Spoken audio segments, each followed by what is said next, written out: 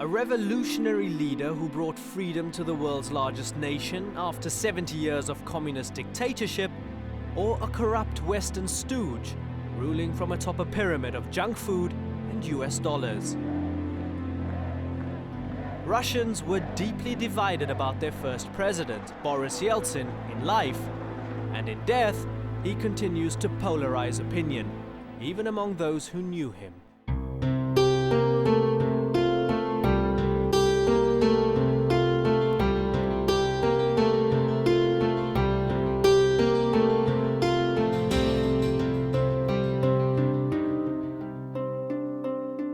Boris Nikolayevich Yeltsin was born here in the small village of Budka on February the 1st, 1931.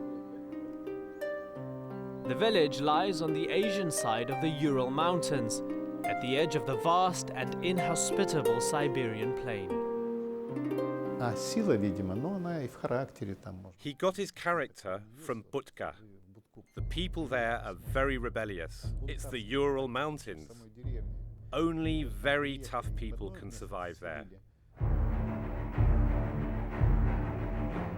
Life in the rural Soviet Union was harsh at the best of times.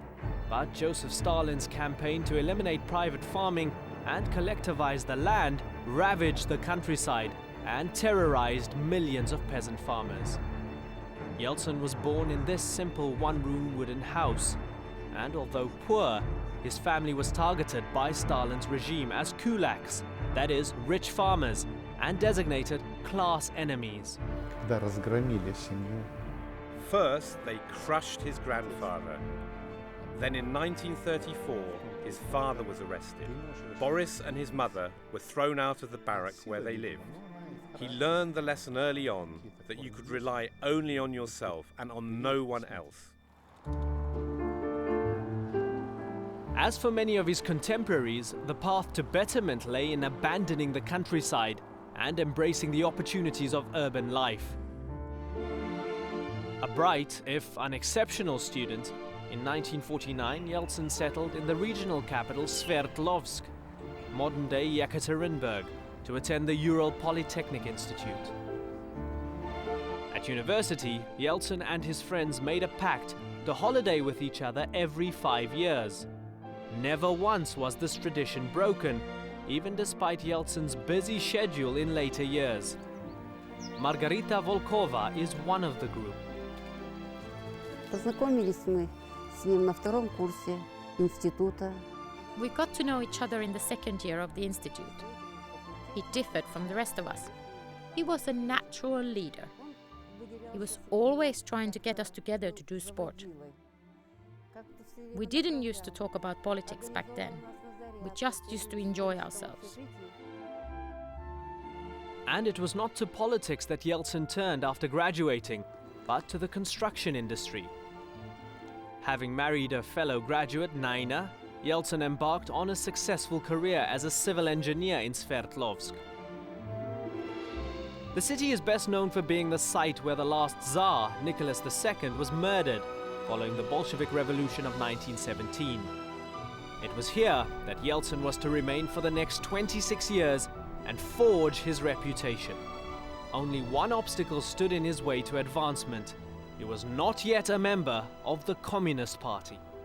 The grip to power of the Communist Party was very strong. All the appointments in the country were made by the Communist Party. Every institution, every factory, every plant, every research institution, even institutions of culture, all of them had their own party committees that were the boss. At the age of 30, Yeltsin applied for and was accepted as a member of the Communist Party, a party he would later openly defy. 30 was rather late for an aspiring official, yet Yeltsin soon gained a firm grasp of socialist principles.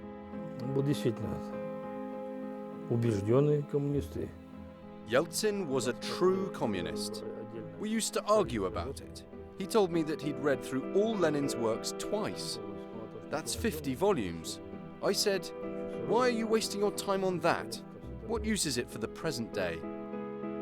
Yeltsin's knowledge of socialist theory was to prove useful as he climbed the rungs of the party ladder, eventually becoming chief of the Sverdlovsk region in 1976. Those who worked under him remember an energetic official determined to make his mark. Мы не привыкли к такому напору со стороны секретаря. We were not used to such pressure from the secretary and such attention to our work. He was very demanding and it was very difficult to work with him. Many employees left during his time because they could not work at the rate he demanded. At this stage of his life, it was for hard work and not hard drinking that Yeltsin was known. Но никогда никто из наших не напивался. The only thing I can tell you is that none of us used to drink when we got together, both at university and after. We rested, danced and sang. Yeltsin loved singing. The 70s and early 80s were a time of economic stagnation for the Soviet Union. Under the rule of Leonid Brezhnev, serious cracks began to appear in the inefficient command economy. Despite its superpower status, living standards in the USSR were low, with a short supply of consumer goods. Yet as local party boss, this austere environment offered Yeltsin an opportunity to distinguish himself and gain a reputation as a populist, never afraid to challenge the status quo. Вдруг на следующий год прямые передачи по телевидению. Yeltsin started to take questions live on television. Nothing like this had happened before. Officials would only ever appear on television on special occasions and never live. People used to call in and say, "We don't have water in our apartment, who's responsible?" Yeltsin said, "If the water is not restored tomorrow, take my word that the man responsible will be replaced." No one else in his position engaged directly with the people like this. In 1982, the ailing Brezhnev finally died. Mikhail Gorbachev, who took the reins of power in 1985, aimed to reinvigorate the Communist Party. Yeltsin's open approach and ability to engage with the people was noticed by the new administration. In 1985, he received the break he'd long been seeking. He was called to Moscow, quickly becoming first secretary of the Moscow Party Committee. The boy from Budka was now in charge of the center of Soviet power. Soon he was tasked with implementing Gorbachev's perestroika policy, a campaign of reform aimed at reviving the economy.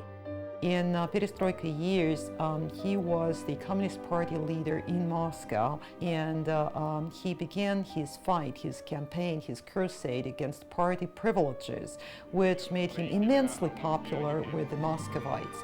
He would drive around Moscow in a very modest car, or even take public transportation. He would drop in regular stores and look at the meager diet that was the everyday reality of the Russian people. However, Yeltsin's popularity and increasing outspokenness about the need for change did not endear him to the party leadership. At first, they had warmed to him. Now, they saw him as a threat. Бориса Ельцина сняли в 1987 году. Yeltsin was removed from his post in Moscow in 1987, but he remained extremely popular. 30,000 letters were sent to Gorbachev from Sverdlovsk saying, "Don't touch Boris Yeltsin. We will not allow you to finish with Boris Yeltsin." In Old Russian, the name Boris means warrior. And after his dismissal from his Moscow post, Yeltsin showed his ability to fight back, turning his short-term setback into a strategic victory. His actions in defiance of the party line had captured people's imaginations. I think that was a turning point for him, because since then he became an anti-communist crusader. He had a very high commitment. This was his life's cause. He devoted his life to ridding Russia from communist power, and never in his life as a politician, did he abandon that goal. Refusing to disappear from the political scene, he took full advantage both of the swelling protest movement and of Gorbachev's attempts to introduce democracy. In the first elections for decades in 1989, Yeltsin received a huge mandate in his Moscow seat. A year later, he was elected to the new Russian parliament. Emboldened by his electoral success, and with an acute sense of timing, a year earlier the Berlin Wall had fallen and communist regimes were toppling throughout Eastern Europe. In July 1990, Yeltsin stunned people by resigning from the party. He began to be worshipped. It was a real worship when people cheered him wherever he appeared, when he easily gathered gigantic crowds around himself, when people chanted Yeltsin, Yeltsin at public rallies in Moscow, which in those days amounted to hundreds of thousands of people. In early 1991, the USSR was embroiled in crisis as Lithuania tried to break away. Yeltsin took full advantage of the situation, calling for Gorbachev's resignation. He persuaded the parliament to amend the constitution and elect a president, a position he easily won. Gorbachev remained general secretary of the Communist Party, but Yeltsin had something neither Gorbachev nor any previous Russian leader had obtained: elected legitimacy. Yeltsin's finest moment was yet to come. And he had a very strong feeling about that. His intuition was saying to him that he can win a very big stakes, very, very big stakes. And he was playing a game.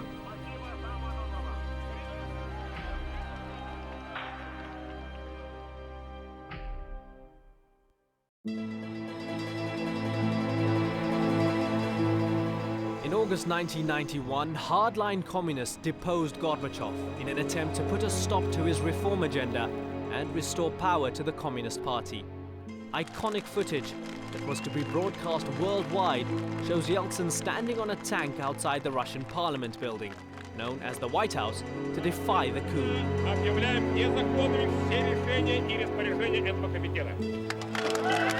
Yeltsin had placed his bets correctly. His stance against the hardliners was successful, and Gorbachev was returned to power. But the situation continued to unravel as the republics that comprised the Soviet Union strove for independence, and the people yearned for change. On December 25, 1991, Gorbachev resigned. The following day, the USSR was voted out of existence. A superpower was dead. Yeltsin was now in a position of unparalleled power. The engineer from Siberia, and once disciple of Lenin, was now the ruler of a new nation, the Russian Federation.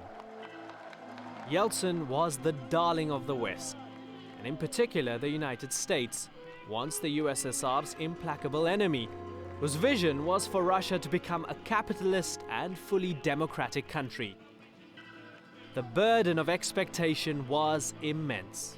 I think he was much more of a destroyer than a builder. As far as building a new Russia is concerned, he lived through an extremely difficult time, the time of the transition, the time when the people were frustrated and confused, when the country was in a state of an economic crisis bordering on collapse. At the behest of the West, Yeltsin undertook radical economic reform, known as shock therapy. Items only previously dreamed of were now available on the streets of Moscow for those who could afford them. But for many others, the immediate results of the reforms were disastrous. Savings were wiped out as inflation rose to over 2,000%. Many went hungry as price subsidies on foodstuffs were removed. But in times of crisis, Yeltsin's style seemed closer to that of his communist predecessors than his Western backers. The reforms in Russia were Bolshevik reforms. They were only named as a market, democratic, or whatever. But in their substance, it were very radical. And Bolshevik means that there were the reforms which were saying, ends justify the means. Goal is justifying the ways to reach this goal. If we need to build a market economy and 2/3 of population would be in poverty and they would die from diseases or whatever, we don't care. We need market economy, that's it. It's all the same we have when the communism was on the way. As the economic crisis intensified, and amid growing popular discontent, Yeltsin's grip on power weakened. He faced increasing opposition, and in 1993, the supposed Democrat dissolved parliament. MPs staged a coup, refusing to leave the White House. After 10 days, President Yeltsin ordered tanks to assault the building. He was now attacking the seat of Russian democracy, the same building he had defended just 2 years earlier. The symbolism and what it implied, that the Democrat had become the dictator, was not lost on the Russian public. The scene of tanks shelling the parliament is something that is deeply ingrained in people's minds here in Russia, and that was the moment when he dealt a blow to his own popularity, and some of his ardent supporters were totally disillusioned in him and came to hate him for that. Alexander Korsakov, Yeltsin's bodyguard, had appeared side by side with him in the first coup attempt of August 1991. But the pair later fell out, and Korsakov published a controversial book about the president. Он далеко не был демократом. Как только он добился полной власти, Yeltsin was no real Democrat. As soon as he got complete power, his base side appeared. He became a tyrant. He became someone who would never listen to the other opinion. The country went from crisis to crisis under Yeltsin's rule. For some, this was bad luck, the inevitable results of a traumatic transition from communism to capitalism. For others, it was plain incompetence. Whatever the reason, the 90s were a dark decade for many Russians. In 92, the inflation in Russia was 2,600%. In 93, the tanks were shooting the White House. In 94, the war in Chechnya started. In 95, criminal privatization. In 96, manipulations on the presidential elections. In 97, financial pyramid. It was a robbery. In 98, collapse of the financial pyramid. In 99, explosions of the houses, a new war. This is a real history. These were the events which were really accompanying Yeltsin's presidency. President Yeltsin, once known for his energy and robustness, became increasingly frail. The pressure of power was affecting his health and self-esteem. He suffered a lot throughout his tenure and tormented himself probably more than his harshest critics. I think it was terribly painful to him that he lost people's love, that people came to hate him, and he knew it. He knew by the time he was stepping down that his popularity was almost negligible, was only a few percentage points. лучше бы застрелился и повесился. Yeltsin tried to commit suicide during his presidency on several occasions. He tried to shoot himself, cut his veins. He even attempted to fall on scissors. He was quite psychotic at times. Yeltsin became a figure of fun in the international media. The president became infamous for his eccentric public behavior, fueled, it is claimed, by an increasing dependence on alcohol. Последние годы Alcohol was the cause of the friction in our relationship. People said I accustomed him to drink, but it's the other way round. By the end of his life, he was certainly an alcoholic. His family didn't help. After surgery, his wife Nina smuggled in a bottle of vodka under her dress. The doctors caught her and said, "What are you doing? Do you want to finish him off?" Once a campaigner against privilege and a man of the people, as president, Yeltsin gained an appetite for the trappings of power. то больше привилегий, чем у него. No one ever dreamed of the privileges he enjoyed. Neither Stalin nor Khrushchev, Brezhnev or Gorbachev. He ordered a special plane. You need to wait for a while for a specially designed aircraft, but Yeltsin said, I need it immediately. Well, we had to take it to Switzerland to have a new interior designed, based on sketches of his favourite artist. Yet for his old friends from Sverdlovsk, he remained the down-to-earth man he'd always been. Even as president, Yeltsin kept faithful to his promise to holiday with his university contemporaries every 5 years.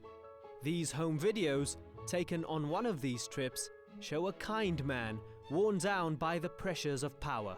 Как вел тогда, так и когда стал президентом, точно. When he became president, he behaved just as he used to. I met him in Moscow and addressed him in the formal way as Boris Nikolayevich. He was angry and said, "What are you saying? Call me Boris." Yeltsin was praised even by his political enemies for playing fairly, or relatively so in comparison with Russian tradition. В традиции России In this country, if you are overthrown, people will at once crush you so that you can never rise again. Yeltsin changed this culture. For the first time, if he dismissed someone he didn't agree with, he would not try to finish them off. For example, with Korsakov, his bodyguard, when he was told about the book, he said, "I don't want to read it, but let Korsakov get on with his life and work." In that sense, he was a very noble man, I would say. Noble man, very open. And he understood a lot, much more than many people could imagine. Simply he had no idea how to operate with this completely new environment. Country was moving too fast forward, and he had no idea what to do with all this. Yeltsin left office of his own accord on December the 31st, 1999, the first Russian leader to do so. After handing power to Vladimir Putin, Yeltsin largely withdrew from public life, suffering continued ill health. He had presided over a chaotic decade, at the end of which the aspirations of most Russians for a better life were still unfulfilled. Boris Nikolayevich Yeltsin died of heart failure on April the 23rd, 2007, aged 76. Today he remains largely unappreciated by his fellow countrymen. His main achievement, in my view, ridding Russia of communism, destroying the communist dictatorship, is something that is remains basically unnoticed by the Russian people. Following his death, Russians pondered how to commemorate a man at first loved, but later reviled. This museum in central Moscow held a competition to design a monument to the late Russian leader. The variety of designs attests to how controversial Yeltsin remains. My sculpture is called Instability. In Yeltsin's time, all of us felt this instability, as if everything could crumble and go down at any time. But I also wanted to show how difficult it was to be president in that situation. But the winning design, voted by the public, is this model by artist Dmitry Kavargi. The sculpture shows the chaos that followed the breakup of the Soviet Union. Today, this is what Yeltsin is most strongly associated with in people's minds.